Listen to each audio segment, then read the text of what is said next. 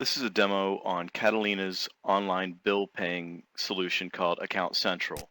What this system allows you to do is it allows your customers or even your sales folks to be able to log in and pay bills for their customers. So it integrates directly with Dynamics SL's AR module. So I'm currently logged in. I'm logged in as a user that actually has access to uh, paying bills for multiple customers. So this could be an example of a sales rep that would be able to log in, choose an account to take a credit card from. The customer goes ahead and gives them a credit card number, or we have a credit card number on file, and then pay.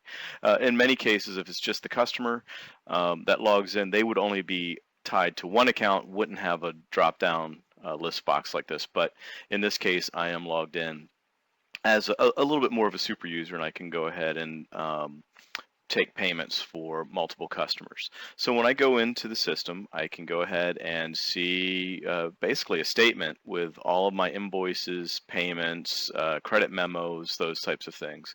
I can drill down into one of these and I can see an invoice. Let's look at the next page here, and I can see some additional ones like these here are invoices that were created from a shipper.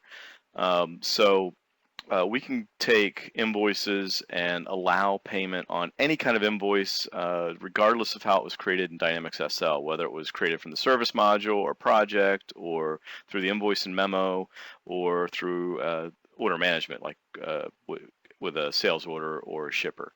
So in this case, this is actually an order management one.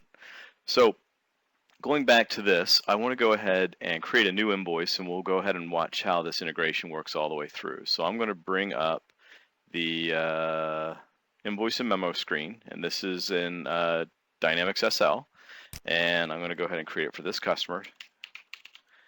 And I'm just going to go ahead and fill out the information. The reason why I'm using invoice and memo is just because it's the easiest way to create an invoice as opposed to generating sales order and shipper and all that stuff. But it could come from anywhere you want. So here I go. I'm just creating this. I'm going to go ahead and create one, and let's do 2.23 so I can see it separated. Actually, there's some additional charges that happen for this customer automatically through SL, so it comes out to 241. So we're just going to be looking for $2.41. So I'm just going to go ahead and release this. And so this SL will go ahead and create the invoice, and this is a Dynamics SL screen, so nothing right now needs to be done. So the process is complete. Let me go and hit OK. Then I'm going to minimize this, and we're going to go back to, let me just make this a little bit smaller so we can see it all on the screen a little bit easier. And let me just refresh this. And there's my $2.41. So you can see we're integrated in real time. And so this is really important because if you're not integrated in real time, there's a strong chance that a customer or sales rep may go ahead and pay an invoice twice, and you really don't want that to happen. So when we're taking payment, we're interacting directly with Dynamics SL so that you minimize that risk. I can go ahead and look in this invoice, and I can see in real time. So if there is an update to this invoice, I'll see it the next time the page refreshes. So I can go ahead and pay that, or I could pay one or more invoices if I want to. I'm just going to go ahead and pay this one, and I'm going to proceed to payment. And that's for the 241. So I can see here that I've got now a payment screen. I can pay with either a credit card or electronic check. And if I've got, say, a card that's already on file, which I do in this case, I can use that, or I can pay with a new card. I'm just going to go ahead and pay with this. And we use a product called PayFabric, which allows us to do PCI compliant payment processing so that we never have to go ahead and touch the credit card number. So this is just a tokenized version of the credit card. We don't store it anywhere on servers or anything like that.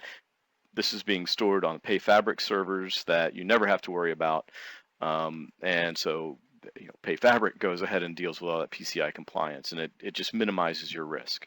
So I'm just going to hit continue, and it's going to go ahead and do its payment. You can see it's processing, and what this is doing is communicating securely with PayFabric, saying I want PayFabric to go ahead and process $2.41 for that particular credit card on file. If we wanted to go ahead and capture a new card, we could do that and save it for future use. And then I've got an authorization code. So now, this is in test modes, so we're not really charging my card for $2.41. But if we were pointing to the live servers of PayFabric, we would go ahead and get an actual live authorization code. So now if I go back into SL, and let me go ahead and bring up my SL screen, and let me go into payment application. Because in this case, we went ahead and created a payment and applied it to that invoice. And you can see here, we've got this $2.41, and it's already there, and it's got a dock balance of 0. Now, this is a really important part also, and this is dealing with batches. And in this case, for demo purposes, I'm showing one payment per batch, but that's probably not what you're going to want. You're going to want to go ahead and have daily batches so that when we go ahead and start applying payments, we'll go ahead and look for a batch, a daily batch that's open. If there's one that's open, we'll go ahead and use that. But if there's one that's not open, then we'll go ahead and create a new batch and then save the payment in that batch. And we probably also would do grouping of batches as well. Sometimes you don't want to go ahead and just have one big batch because payments are different. So American Express is a different type of payment than Visa, MasterCard, just because you're going to get charged more for American Express, those types of things. Same way with eCheck or ACH, you may want to go ahead and have those in a separate batch. So in many cases, what our customers like to do is to go ahead and group their batches together. So you say we go ahead and put all of American Express in one batch for the day, and we'll put all Visa, MasterCard, Discover in another batch, and then we would go ahead and put ACH and eCheck in a third batch. So, but it's really up to you. You can do whatever you want. So I'm going to go ahead and just release this guy, and we'll let that go through. And Dynamics SL does its thing. So we're processing. This is okay. Here we go. And process is completed. I'll go ahead and say OK. And now let's go ahead and show how this actually got applied. So if I go into my customer maintenance, and this is just going to show how it applied against that customer. So if I go into that customer, CT0100, and I bring up my activity, and I'm going to include applications, I say refresh.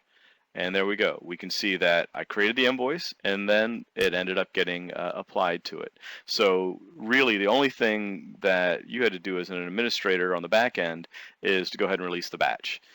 We could go ahead and release the batch, but generally most of our customers would rather go ahead and release the batch themselves to make sure that they know what's going on with that.